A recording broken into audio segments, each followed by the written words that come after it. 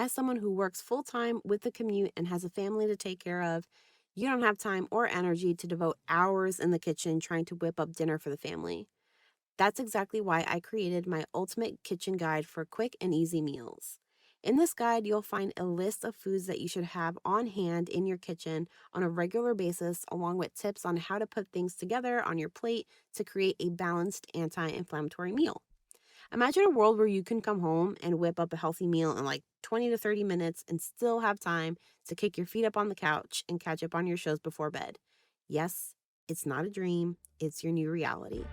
All you have to do is head to www.betterwithcarbo.com/guide and grab your free copy today. That's betterwithcarbo.com/guide. Get ready for healthier meals with less kitchen stress. We are what we think we are, and we become what we think we are. So if you think crappy thoughts about yourself, you're gonna feel crappy. So trying to be a bit more mindful and catching yourself when you speak to yourself in this kind of negative way is really important and can really support your immune system. I'm Krissy Carbo, registered dietitian and host of the Inflamed in the Brain podcast. Here we cut through the confusion and complexity of inflammatory health to deliver straightforward, bite-sized strategies and information you can easily apply to your life. Not too long ago, I was lost in a sea of information, overwhelmed by the challenges of inflammation. But through years of trial, education, and self-discovery, I learned to break free from the chaos of fad diets and cultivate a practical anti-inflammatory lifestyle that not only helped me stabilize my own diagnosis, but thrive with it. Whether you're an autoimmune warrior or simply seeking a healthier, uncomplicated life, you found your tribe. Join me as we explore realistic strategies that can make a profound difference in your life. So if you're ready to embrace a simpler, healthier way of living, you're in the right place, my friend. Let's dive in, learn, and grow together. Welcome to the Inflamed in the Brain podcast. Let's get started. Well, hello, and welcome to another episode of the Inflamed in the Brain podcast. I'm Krissy, your host, and I hope you're having a great day so far. I've been thinking a little bit lately about how whenever we want to become healthier or improve some area of our health, our default is to audit the food that we eat, which to a certain extent, I understand why. I think compared to a lot of other external factors, the food that we eat, we have the most control over. But with that being said, sometimes we end up white knuckling our diets and overanalyzing every single bite. And that not only causes stress, but we often forget to then take a look at other areas of our life that are just as important as diet. And we as humans are so much more complex than the food that we eat. We are complex creatures. There is so much more involved in determining our health outcomes than just the food we eat. So with that being said, I wanted to talk about 4 non-food ways to boost your immune system. You'll hear me talking about supporting your immune system a lot because chronic inflammation and autoimmunity is a result of an overactive immune system. What causes your immune system to overreact really depends on the person. We all have our own triggers and reactions to different environmental exposures, and because of our individuality, we need to take an individualistic approach to diet. These strategies that we're going to talk about today that have nothing to do with food are really great strategies for anyone and everyone because they support our body's natural ability to regulate body temperature, detox, and they support our body's natural response to stress, something that we're all born with. When we support our immune system from all angles, not just food, we're ensuring a well-rounded, really holistic approach. So to kick things off, let's talk about sweat. I think we all know that moving our bodies and exercising is good for us, but it really gives your immune system the TLC that it needs, and it allows you to make gains in your anti-inflammatory efforts. When you break a sweat, your body goes through a series of really incredible physiological changes. With the most obvious way of breaking a sweat being exercise, your heart rate increases, you're pumping more blood and more oxygen throughout your body, and this enhances circulation and allows immune cells to travel more effectively, almost like patrolling your body for any potential threats and act on them before we even start to feel any kind of symptoms. Now, our skin serves as the body's initial defense against foreign pathogens. When you break a sweat, you're not only cooling down, but you're also releasing an antimicrobial peptide known as dermacidin. This little peptide has demonstrated really powerful antimicrobial properties, which essentially it's creating a protective shield around your body. Think of it as your body's proactive measure to fend off any kind of potential infections. So, the more that you sweat, the more of this little protective shield that you have. And let's also not forget that sweat is supporting our body's natural ability to detoxify. When you rid your body of toxins through sweat, there's less for your immune system to react to. For some reason, every single time I talk about sweating in an effort to detox, I always think about when you have a hangover. So when you have a hangover and you maybe have like diarrhea or a headache or you're throwing up a bunch, that's your body's effort to get rid of all of the excess alcohol. So one of the things that can actually help you, it might not feel that way when you're hungover, but one of the things that could actually really help you when you are hungover to help your body get rid of the toxin, which is the alcohol, is to break a sweat. One of the last benefits of sweating includes an increase in the production of macrophages. Macrophages are white blood cells that play a really important role in identifying and eliminating harmful pathogens. I call them macrophages. I've heard of people calling them macrophages, but I'm going to say macrophages. So think of macrophages as Pac Man, and they're going around your body eating the little ghosts, which are the pathogens. And by breaking a sweat, you're helping your body make more of these Pac Man macrophages to put your body into a more surveillance protective mode. Now, like I mentioned a little bit earlier, the most obvious way to break a sweat is by exercising. What are some other ways to increase your heart rate, body temperature, and break a sweat that may not be technically exercising? So, whenever I say exercising, people kind of just suck their teeth and everybody knows that they need to exercise, but nobody wants to do it. So, what are other things that you can do? One option is to sit in a sauna. So, a sauna, you're spending time in this really hot room. It's literally, I think, above 100 degrees, maybe, or even a steam room, and it elevates your body temperature, leading you to produce sweat. So that's a great way to support circulation and your body's natural detoxification systems if maybe hitting the gym isn't in the books for you today and maybe a little sauna session is an option. Now, hear me out with this next one. Sex is also a really great way to do all three of these things: raise your body temperature, your heart rate, and break a sweat. I mean, if you really needed another excuse to have sex, here's one. Some other sexy ways to break a sweat include a hot bath, soaking in a hot tub. Capsaicin is a extract of chili peppers. You can find them naturally in hot chili peppers. You can also buy capsaicin patches, and those have been shown to boost your immune system as well. You can hang out in the sun, and I know I said we're talking about non-food ways to boost your immune system, but just a one little tidbit food advice here. You can also eat spicy foods. Like I said, capsaicin is found in hot chili peppers. So if you eat foods that naturally have capsaicin in them, your heart rate will also go up and so will your body temperature, and you might even break a sweat. Now, let's go from breaking a sweat to cold water, specifically cold water exposure. When your body comes in contact with cold water, it activates a response known as cold thermogenesis. This process usually makes your body work to generate heat and maintain a stable internal temperature. And as a result, several physiological mechanisms kick in. First, the cold water can stimulate the production of brown adipose tissue or brown fat. Adipose tissue is fat. Unlike its counterpart, white fat, brown fat is metabolically active, so it burns calories to generate heat. This supports your immune system in making immune cells. Cold water exposure has also been linked to an increase in the production of norepinephrine, which is a neurotransmitter that plays a really important role in your body's stress response. I talked a few times about how stress can trigger norepinephrine when it comes to inflammation and stress, but this heightened stress response, when experienced in moderation, can actually enhance your immune system's function. It's like giving your body a wake up call and prompting it to be more vigilant in the face of potential threats. Now, how can you expose yourself to cold water?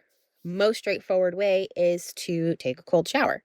Start by gradually increasing to colder water in your usual shower routine, and this will allow your body to acclimate. For the more adventurous souls out there, Cold water immersion or ice baths are gaining crazy popularity. I see it on Instagram and TikTok all the time where these real buff dudes are like dunking their entire body into water. And a lot of the times, ice is added for a really short period of time. It might sound extreme, but like I said, I've seen a lot of athletes and health enthusiasts do this and swear by it because of all the benefits for muscle recovery. But this also supports your immune system as well. But if this seems like a bit much, honestly, in my opinion, I'm not going to take an ice water bath. You can also consider just ending your shower with a blast of cold water. This I actually did try, and it's currently where I'm still at. Will I ever work my way up to submerging my entire body in ice water? I don't know, but that's just me. The third way to boost your immune system that has nothing to do with food, manage your stress. I've mentioned this so many times in other podcast episodes. When stress becomes chronic, the body releases cortisol, a hormone that's associated with the fight or flight response. While this response is really important for immediate threats, prolonged exposure to high cortisol levels can suppress the immune system. On the flip side, effective stress management techniques can really help regulate cortisol levels and promote the release of endorphins. You know these things as feel good neurotransmitters. Endorphins not only act as a natural painkiller, but they also play a role in enhancing immune function. Endorphins have been shown to help strengthen our immune system by making more antibodies, create more lymphocytes, and increase cytotoxicity of natural killer cells. Cytotoxicity meaning natural killer cells' ability to kill other harmful cells, especially those related to inflammation and even tumor cells. So, considering the powerful immune boosting potential of stress management, let's talk about a few ways to manage stress. In a world where stress seems to be your ever present bestie, the idea of adding more things to your list in order to manage that stress might sound overwhelming and stressful. Very ironic. But let's not get too carried away. Stress management isn't about squeezing in additional obligations. It's about finding what resonates with you. If journaling or yoga isn't your thing, there's no need to force it into your routine. The beauty of stress management lies in adaptability. It should be whatever brings you genuine relief and calmness. And we have to recognize that this varies from person to person. So for some people, they may like to journal and do yoga and take baths with candles and essential oils. For other people, stress management can be going out for a run, lifting weights, blasting music on the way home from work, having some tea, watching your favorite movie. It can be as complex or as simple as you want it to be. Even something as simple as holding something warm in your hands or even closing your eyes and visualizing something warm in your hands, like sand on a beach, can create a massive impact with your stress levels. I've actually used this technique. It's literally, I shouldn't say literally, I think it's called like a hand warming technique that I used when I had a newborn and I needed something incredibly simple to help me manage stress. And it actually did make me feel calm. So you just close your eyes and there's actual science behind this, by the way. You can close your eyes and even just picture yourself holding a really warm cup or picture just digging your hands into the sand at the beach. I can't remember the actual science behind it at this very moment, but it does show to induce this sense of calmness when you feel really anxious or stressed out. So, with stress management, the options are really endless and they're totally up to you. But the point is to incorporate something on a regular basis to support and strengthen your immune system. You don't want to neglect it because you feel like this is something else that you have to do. Just incorporate something simple that comes to you naturally. Another thing to keep in mind is your internal self talk. This is another thing that I think most people kind of think is woo woo, but there's actual science here too. When we speak positively to ourselves, our brain releases neuropeptides, which are small proteins that facilitate communication between neurons. These neuropeptides directly impact our stress response by promoting feelings of joy and contentment. Simultaneously, our body cortisol levels go down. This hormonal shift creates balance in our body and reduces overall stress levels. Research even shows that individuals who practice regular positive self talk exhibit more improved immune functions. This includes enhanced antibody production, increased activity of natural killer cells, which remember, natural killer cells are the cells in our immune system that go after the inflammatory cells and even tumor cells, and Positive self-talk increases your immune system's resilience. It makes it stronger. Internal self-talk isn't just about having positive affirmations. It's about how you speak to yourself and how you carry yourself. If affirmations like, I am strong enough and I am enough work for you, by all means, power to you, go for it. But I'm talking more about when we speak to ourselves in a way that's just negative. So things like, I'm not smart enough to do X, or I'll never be able to do Y, or there's no way that I'm ever going to be able to run a mile. Things like that, those little indirect ways of speaking to yourself have been shown to weaken your immune system. We are what we think we are, and we become what we think we are. So if you think crappy thoughts about yourself, you're gonna feel crappy. So trying to be a bit more mindful and catching yourself when you speak to yourself in this kind of negative way is really important and can really support your immune system. And finally, the last way to boost your immune system that has nothing to do with food is sleep. There are different stages of sleep, and during those stages, your body undergoes several essential processes that influence stress levels and immune function. Sleep is intricately connected to the regulation of cortisol, which is, again, the stress hormone. Consistent and quality sleep helps maintain a balance of cortisol. When we're sleep deprived, cortisol levels can remain elevated, and this leads to a heightened stress response. And it can put a lot of work on your immune system and make it weak and vulnerable. On the flip side, adequate sleep contributes to optimal cortisol regulation, and it creates a more resilient stress response and immune system. Sleep is a period of heightened immune activity. So during sleep, your body is producing more cytokines, which are proteins crucial for immune response.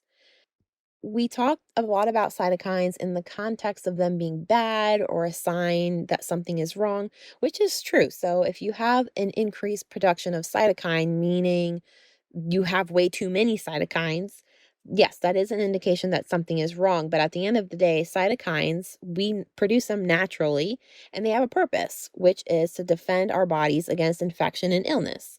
Lack of sleep, on the other hand, can compromise the production of these vital immune components and make us more susceptible to illness and health issues. Research consistently demonstrates that individuals who consistently get enough sleep exhibit more robust and strong immune systems. This translates to an increased resistance to infection, right? So it's becoming more resilient, and it helps improve your antibody response. So it makes them more sharp, and it's enhancing overall immune function, which we all want, especially if we're dealing with inflammation. In order to reap these benefits from sleep, we have to prioritize quality sleep by creating a comfortable sleep environment and avoiding stimulants close to bedtime. This is another area where I don't think you need to get too fancy, but let's be honest. There are times where I drink the chamomile tea and I'm calm and relaxed before bed, and I still may not have the best night because I'm too hot or I can't get comfortable or I just have too much on my mind. There are just some things that we can't control, but we should still try to keep our sleep habits in check because consistency is key here. Some of the things that you can do on a regular basis that are simple but impactful are having some kind of digital wind down ritual. So, creating this tech free zone or tech free environment at least an hour before bedtime. The blue light that comes from your screens can interfere with melatonin production and it disrupts your circadian rhythm. You can buy blue light glasses or use lenses with blue light filtering, but our phones and screens also stimulate us. So instead of trying to wind down with your phone, try reading a book if you can. Me personally, I find comfort in having something on my TV, but I do have blue light filtering glasses that I wear all the time. And in my opinion, and I'm just speaking for myself, when I do have something on TV, especially when it's kind of close to bedtime, I will make sure that it's something that's not too crazy. So I'm not going to watch John Wick 4 before I go to bed, but I'll just have something that's a little more calm on the screen. And again, that's just me. I feel like I live in the middle of nowhere and I need a little noise in the background. You can also try aromatherapy. So if you want to introduce some calming scents into your sleep space. Typically for me, I'll use lavender. There's also chamomile and valerian These are also known to be really relaxing and have relaxing properties. You can use these essential oils in an oil diffuser, or what I do sometimes is I'll put them on my wrist or even on my pillow, if it's a spray or something like that. So I can do that, or you can try that. You can also make sure that your room is at a really good temperature. So you need to find your sleep sweet spot by adjusting the room temperature to a cooler environment. Usually, for a lot of people, this is around 60 to 67 degrees Fahrenheit. This has been shown to promote better sleep. You can also just experiment and discover what temperature works best for you. I know that I sleep better when it's a bit cooler in the room, but it's totally up to you. You can also try nighttime journaling. This would be a really good way to just get all the stuff out there before bedtime. If you have a lot on your mind, if you have stressors, if you got into an argument with someone right before bed and now you're all pumped up and you got to get all of this crap out of your system and you don't want to yell and argue with your husband at 10 o'clock at night, you can just write it down and get it all out before bed. I've done this a few times and it actually does work. I've never been that big of a journaling person, but this actually does help before bed. So, supporting your immune system doesn't have to be difficult, especially when you're just starting out or you've got some troubling symptoms or a recent diagnosis. It should not be difficult at all. The same way I preach about starting small and staying consistent for more impactful changes and progress, the same can be said the other way around. The small things that we do that we don't pay attention to can compound and build on one another and make us feel sick. If we flip the script and do simple things like leaving your phone alone for an hour before bed or breaking a sweat, those small little things, the little things that you do every day, can build on one another and create positive impact that can improve your health and help you take charge of your health.